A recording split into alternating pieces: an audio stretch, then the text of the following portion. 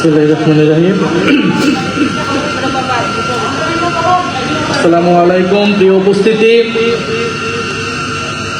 আমি প্রথমেই দুঃখ প্রকাশ করছি, আমার আরেকটি জরুরি প্রোগ্রাম থাকায় আমি প্রোগ্রামের মাঝখানে বক্তব্য রেখে আমাকে চলে যেতে হচ্ছে।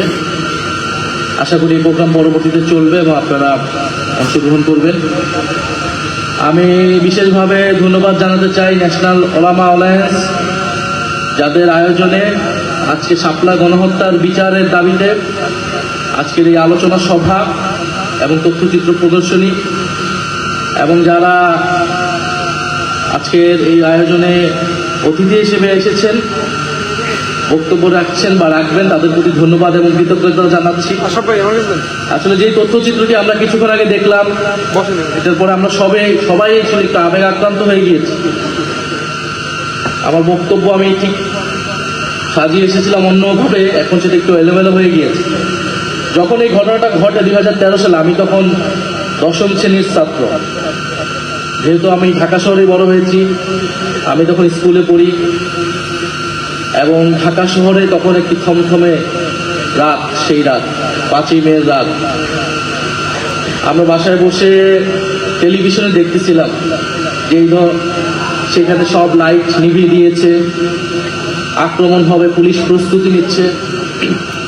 তবে হঠাৎ করে দেখলাম দিগন্ত টিভি বন্ধ হয়ে গেল, ইসলামিক টিভি বন্ধ হয়ে গেল, এবং সেই রাতে আমরা এরপর অনেক কিছু ভাষাভাষী শুনতে পারলাম, কিন্তু আমরা আসল তথ্য জানতে পারি না। কিন্তু শুনতে পেরেছি, পরবর্তীতে নিশ্চিত হয়েছি সেই রাতে কি মর্মান্তিক ঘটনা বাংলাদেশের ইতিহাসে ঘটে গিয়েছিল। শাপলার এই গণহত্যা, শাপলার এই হত্যাকাণ্ড বাংলাদেশের ইতিহাসে, বাংলাদেশের রাজনীতিতে অনেক বড় একটা ক্ষত তৈরি করে গিয়েছে। যদি শাপলা গণহত্যাকে সেই সময় আমরা ঠেকিয়ে দিতে পারতাম, সেই সময় যদি যারা এটার জন্য দায়ী, সরকার, রাষ্ট্রযন্ত্র এবং বিভিন্ন রাজনৈতিক এলিমেন্ট, তাদেরকে যদি বিচারের আওতায় আমরা আনতে পারতাম, তার বিরুদ্ধে যদি সামগ্রিকভাবে সমাজের এবং রাজনীতির সকল পক্ষ আমরা দাঁড়াতে পারতাম, তাহলে কিন্তু জুলাই গণহত্যা হতো না। শাপলা গণহত্যাকে কোনো না কোনোভাবে তো বৈধতা দেওয়া হয়েছে, তার প্রেক্ষাপট তৈরি করতে অনেকেই ভূমিকা রেখেছে। ফলে সেই সময় সরকারকে জবাবদিহিতা করতে পারা যায়নি বলে সরকার জুলাইতে আরেকটা গণহত্যা করার সুযোগ পেয়েছে, সাহস পেয়েছে। শাপলা হত্যাকাণ্ডের অনেকগুলো ডাইমেনশন আছে, অনেকগুলো মাত্রা আছে। তবে একটা কথা বলে রাখা ভালো, আজকে যে আমরা দাবি এখান থেকে উঠাচ্ছি যে এক যুগ চলে গিয়েছে বিচারহীনতার, আমরা আজকে এসে জুলাই পরবর্তী বাংলাদেশে এসে আমরা এটা বিচারের দাবি জানাচ্ছি। এটা কিন্তু ন্যাশনাল ওলামা অ্যালায়েন্সের দাবি না, এটা এনসিপির দাবি, এটা বাংলাদেশের জনগণের দাবি।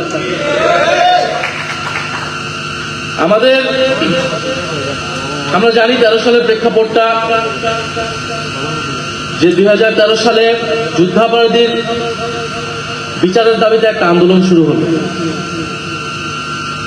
এবং শেখ হাসিনা সরকারের রাষ্ট্রীয় পৃষ্ঠপোষকতায় সে আন্দোলন উস্কানি দেওয়া হলো বিরোধী দলকে, বিরোধী মতকে দমনের জন্য। জামাত ইসলামী নেতাদেরকে হত্যাকাণ্ড করার একটা প্ল্যাটফর্ম হিসেবে একটা স্টেজ করা হলো শাহবাগের আন্দোলন, এবং সেই আন্দোলনে ইসলাম বিদ্বেষকে প্রশ্রয় দেওয়া হলো।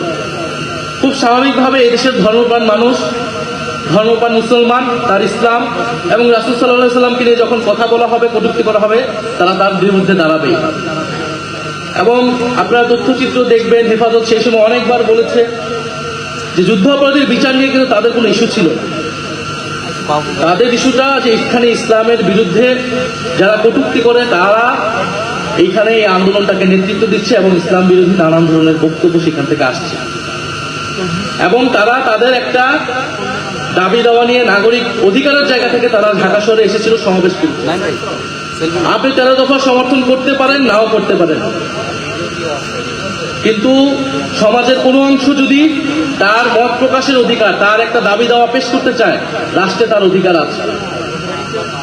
আপনি 13 দফার সমর্থন করেন কিংবা করেন না, কিন্তু আপনি কখনোই তাদের উপর হত্যাকাণ্ডকে, তাদের উপর দমন পীড়নকে আপনি সমর্থন করতে পারেন না একটা রাষ্ট্রে।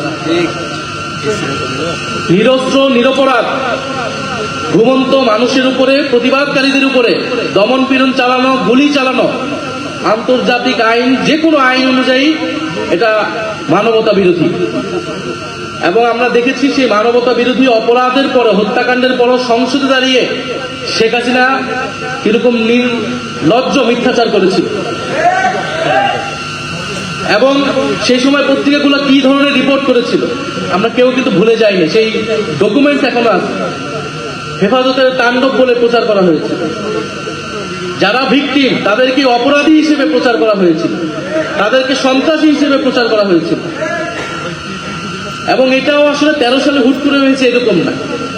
বাংলাদেশে ওয়ার অন টেরর প্রজেক্টের সময় থেকেই এই দেশের দাড়ি টুপি মাদ্রাসা আলেম ওলামাকেই এক ধরনের জঙ্গি হিসেবে চিত্রিত করার প্রবণতা আমাদের মিডিয়া সহ নানান জায়গায় আমরা দেখেছি। এবং দক্ষিণ এশিয়ায় এর সাথে আরো যুক্ত হয়েছে হিন্দুত্ববাদ। ফলে আমাদের স্বাভাবিকভাবে সাধারণ মুসলমান অনেকেই দাঁড়িয়ে রাখেন, অনেকেই রাখেন না। আমাদের আলেম ওলামা মাদ্রাসা ছাত্র তাদেরকে আদারাইজ করে ফেলা, তাদেরকে সমাজ থেকে বিচ্ছিন্ন করে ফেলা, যেন বা তারা সমাজের ভিতরে অন্য একটা সেগমেন্টের লোক, কিন্তু তারা তো আমাদের সমাজেরই অংশ, আমাদের ভাই বন্ধু, আমাদের আত্মীয় স্বজনরাই তো মাদ্রাসায় পড়ে। আমরা কেউ স্কুল কলেজে পড়েছি, আমার ভাই বোনেরা কেউ মাদ্রাসায় পড়েছি। ফলে এই যে তাদেরকে আলাদা করে দেওয়ার একটা রাজনীতি, সমাজকে বিভাজিত করে দেওয়া হয়েছে এই রাজনীতির মাধ্যমে। এইটার একটা রূপ আমরা দেখেছি 13 সালে শাপলা এবং শাহবাগের মধ্যে দিয়ে। এবং এর ফায়দা নেওয়ার চেষ্টা করেছে সেই সময় ফ্যাসিস্ট সরকার, শেখ হাসিনার সরকার। আমি আরেকটা কথা বলতে চাই যে আমার ব্যক্তিগত মত হচ্ছে রাজনৈতিক লড়াই এর দায়িত্ব আসলে রাজনৈতিক দলগুলোর। সেই সময় শাপলা এক ভাই বলেছেন যে বিএনপি তাদের সাথে ছিলেন, হেফাজতের সাথে ছিলেন, অবশ্যই সাথে ছিলেন, সাথে ছিল বিএনপি, কিন্তু বিএনপির ভূমিকা আসলে কিরকম ছিল এটা আসলে এই সময়ে এসে এটা বিশ্লেষণের দাবি রাখে। দেশের জনগণের একটা বড় অংশ যখন বিপদগ্রস্ত, এরকম একটা রাজনৈতিক হত্যাকাণ্ড হচ্ছে, রাজনৈতিক দল হিসেবে, বিরোধী দল হিসেবে বিএনপির উচিত ছিল সেই আন্দোলনে নেতৃত্ব নেওয়া, আরো বোল্ড ভূমিকা রাখা। আমরা বিভিন্ন সময় দেখি মাদ্রাসার ছাত্রদের, আলেম ওলামাদেরকে রাজনৈতিকভাবে ব্যবহার করা হয়। এই যে মৃত্যুর মুখে, গুলির মুখে ঢাকা শহরে এনে মাদ্রাসার ছাত্রদেরকে ঠেলে দেওয়া হলো, এর দায় কি বাংলাদেশের সেই সময় সকল রাজনৈতিক দল নিবে না? অবশ্যই আমি মনে করি নেওয়া উচিত। অবশ্যই ফ্যাসিস্ট সরকার, তার যৌথ বাহিনী, তার পুলিশ বাহিনীর এটার দায়। কিন্তু আমাদের রাজনৈতিক দলগুলার যদি আরো রাজনৈতিক ভূমিকা থাকতো, সক্রিয় ভূমিকা থাকতো, তাহলে হয়তো এই ধরনের হত্যাকাণ্ড আমরা এড়াতে পারতাম।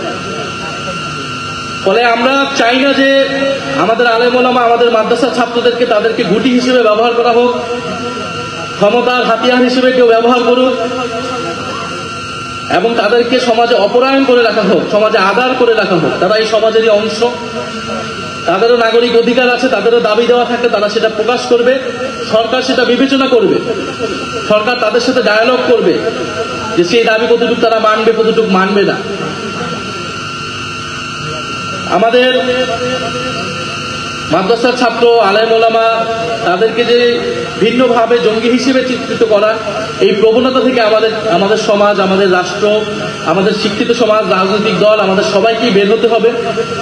এবং আমি সংসদের শেষ বক্তব্য বলেছি, এই দেশের জঙ্গিবাদের উপাদান থাকতে পারে, জঙ্গি প্রবণতা যদি থাকে সেটাকে সঠিকভাবে চিহ্নিত করে সেটাকে আইনের ভিত্তিতে সমাধান করা উচিত। কিন্তু ঢালাওভাবে মাদ্রাসার ছাত্রদেরকে জঙ্গি হিসেবে চিত্রিত করা, দাড়ি টুপি থাকলে বিশ্ববিদ্যালয়ের ছাত্রদেরকে হলে শিবির বলে নির্যাতন করা, এইটা কিন্তু আমরা কোনোভাবেই আর অ্যালাউ করব না। এবং এই রাজনীতি শেখ হাসিনা সরকার করেছিল, এই রাজনীতি যাতে এই সরকার না করে, আমরা সরকারের প্রতি সেই আহ্বান জানাচ্ছি। আজকের এই অনুষ্ঠানের জন্য, প্রোগ্রামের জন্য আমি ধন্যবাদ জানাই। এবং আমাদের আজকের এখান থেকে বক্তব্যটা খুবই সুস্পষ্ট যে এখানে একটা মানবতা বিরোধী অপরাধ হয়েছিল 2013 সালে, এবং আমরা এখনো দেখি বিভিন্নভাবে বলার চেষ্টা করা হয় বিভিন্ন জায়গা থেকে যে এই মানবতা বিরোধী হত্যাকাণ্ড হয়নি, তেমন কেউ আসলে মারা যায়নি।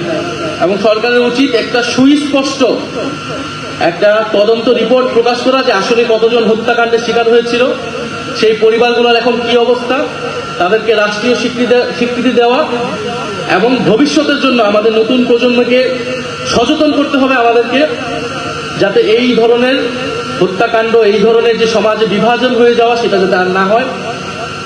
এবং আমাদের যে ধর্মপ্রাণ মুসলমান, আমাদের আলেম ওলামা, তাদেরকে স্বীকৃতি দিতে হবে। তাদের এই দেশের রাজনীতি, এই দেশের ইতিহাসে তাদের ব্যাপক ভূমিকা আছে। সেই ব্রিটিশ বিরোধী আন্দোলন থেকে আমাদের মহান মুক্তিযুদ্ধে এবং 2024-এর গণ অভ্যুত্থানে আলেম ওলামা এবং মাদ্রাসার ছাত্রদের ব্যাপক ভূমিকা রয়েছে। এদেশের যত গণ আন্দোলন হয়েছে, জাতীয় আন্দোলন হয়েছে, মুক্তির লড়াই হয়েছে, এদেশের আলেম ওলামা এবং মাদ্রাসার ছাত্রদের ভূমিকা রয়েছে। সেই ভূমিকাকে আমাদের জাতীয় ইতিহাসে যথাযথভাবে মূল্যায়ন করতে হবে, স্বীকৃতি দিতে হবে। আমরা জাতীয় নাগরিক পার্টি সেই স্বীকৃতি দেই, সেই লড়াইকে, সেই তাদের ইতিহাসকে আমরা ধারণ করি, আমরা আমাদের দেশের জাতীয় ইতিহাসের অংশ মনে করি। এবং আমরা মনে করি যে আমাদের জাতীয় পর্যায়েও আলেম ওলামাদের কথা বলা উচিত, ভূমিকা রাখা উচিত, তাদের মেইন স্ট্রিমে আসা উচিত, বিভিন্ন বিষয় নিয়ে কথা বলা উচিত, দেশ নিয়ে, রাষ্ট্র নিয়ে, সমাজ এবং নাগরিক অধিকার নিয়ে। এবং লেলিন ভাই বলেছেন যে বিচার বহির্ভূত হত্যাকাণ্ড, মানবতা বিরোধী হত্যাকাণ্ড, এটা সকল হত্যাকাণ্ডের বিরুদ্ধে আমাদেরকে এই অবস্থানটা দাঁড়াতে হবে, আমাদের কথা বলতে হবে। এবং আমরা অন্তর্বর্তী সরকারের সময় সেটা বলেছি, এবং এই সরকারের সময় আমরা বলছি যে সকল মানবতা বিরোধী বিচার বহির্ভূত হত্যাকাণ্ড যেটা হয়েছে, এবং বিগত সরকারের সময়, বিগত সরকার বলতে আওয়ামী ফ্যাসিস্ট সরকারের সময় যেই গণহত্যাগুলো হয়েছে, মানবতা বিরোধী হত্যাকাণ্ড হয়েছে, গুম হয়েছে, সবকিছুর বিচার করার দায়িত্ব বর্তমান সরকারের। আরেকটি বিষয় বন্ধুগণ, আমরা দেখছি যে আমাদের সীমান্তে আবারও হত্যাকাণ্ড হচ্ছে এবং সীমান্তে আবারও নতুন করে কাঁটাতার দেওয়া হচ্ছে। তো সীমান্তে কাঁটাতার দিয়ে এবং সীমান্তে আমার দেশের জনগণকে হত্যা করে কেউ যদি বন্ধুত্বের কথা বলে, তার সাথে বন্ধুত্ব সম্ভব না। কাঁটাতার দিয়ে কারোর সাথে বন্ধুত্ব করা যায় না। এবং আমরা বিশ্বাস করি এই কাঁটাতার সেই দেশের জনগণই একদিন উপড়ে ফেলে বাংলাদেশের জনগণের সাথে বন্ধুত্ব করবে। এবং বাংলাদেশের সীমান্তকে রক্ষা করার দায়িত্ব এই সরকারের এবং এই দেশের জনগণের। যদি সরকার ব্যর্থ হয়, জনগণ সেই দায়িত্ব কিন্তু নিজ হাতে তুলে নেবে এবং বাংলাদেশের সীমান্ত রক্ষা করার দায়িত্ব